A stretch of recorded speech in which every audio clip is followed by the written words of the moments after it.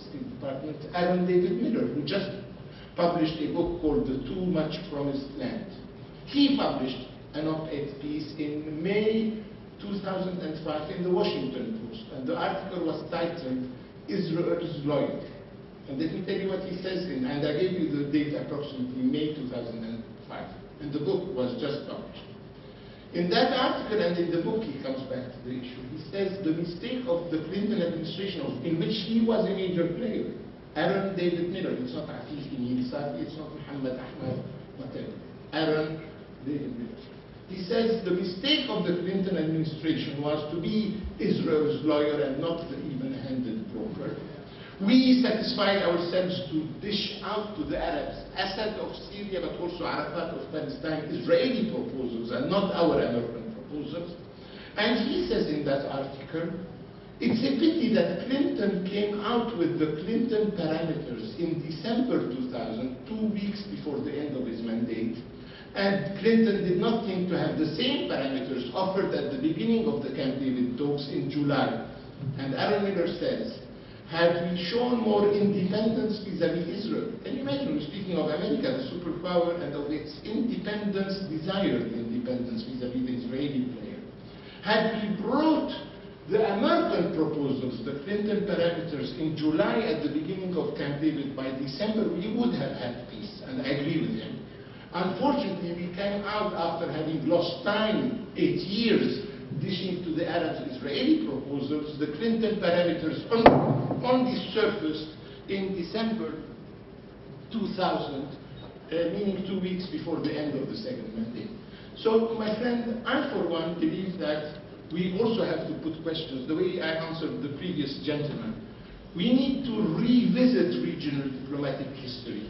There are too many certitudes that were propagated and accepted as facts and the only truth, the unquestioned truth, nothing but the truth.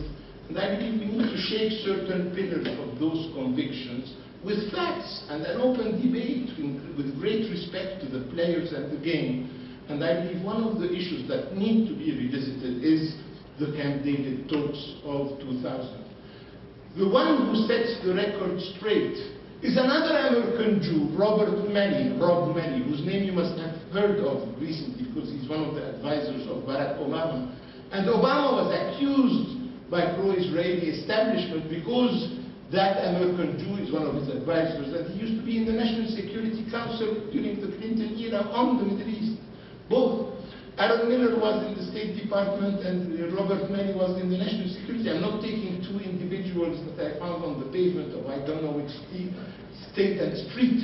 Two prominent Jewish Americans who were players, decisive players in the Clinton administration.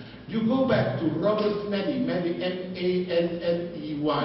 He's of Egyptian Jewish origin, American citizen.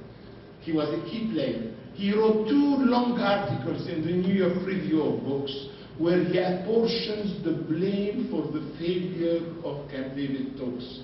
And it's not Arafat who comes back under the worst light. The 2 other players, their innocence and their political diplomatic virginity is slightly tarnished if you read those articles.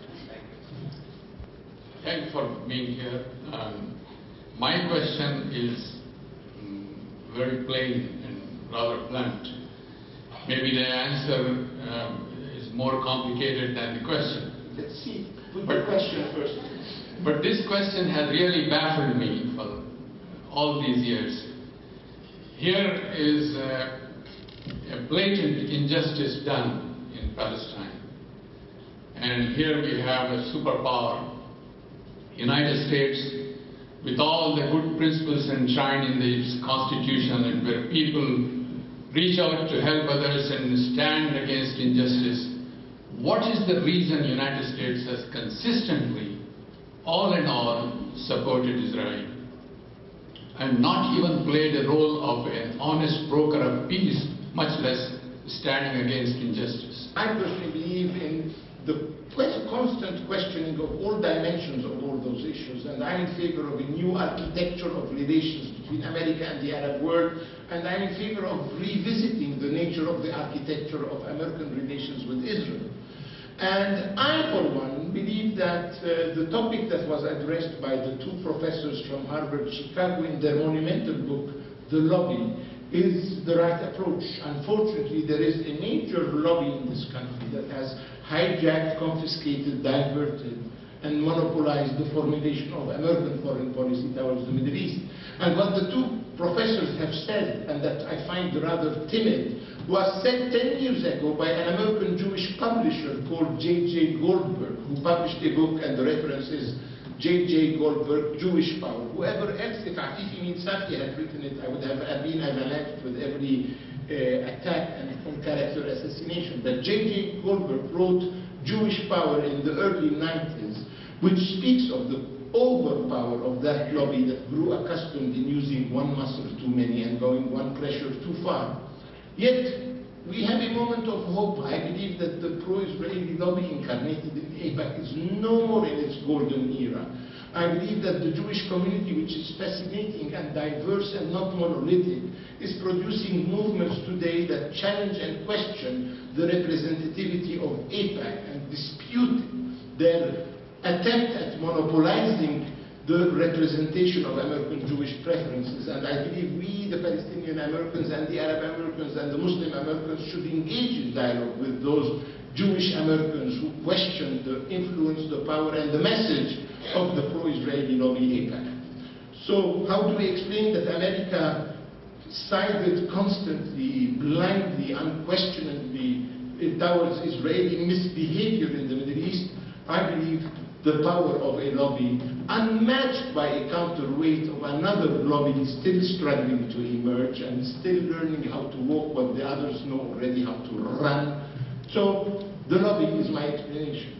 Others have other explanations which I believe are too mechanistic. For example, a personal friend of mine, a prominent intellectual, Chomsky, for example, who has been courageous on the issue. For him, but I believe it's the mechanistic approach. It's not the superpower that guides the client state and the protege.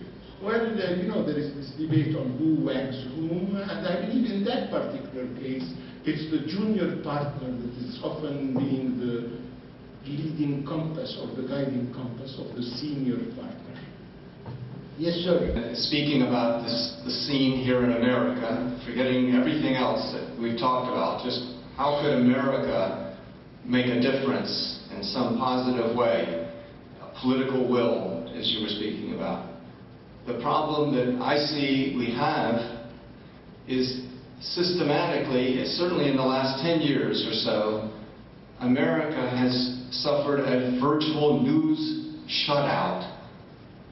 We are not getting news or information about the Middle East anymore. It is grossly one-sided, or it doesn't exist. And during the same period, we have received a torrent of propaganda that is seemingly racist against the Arab world, against the Muslim religion. Just one quick example. I had read about a play about a young American woman who was killed by an Israeli bulldozer. Rachel Corrie. Yes, Corrie. And there's a wonderful play that was developed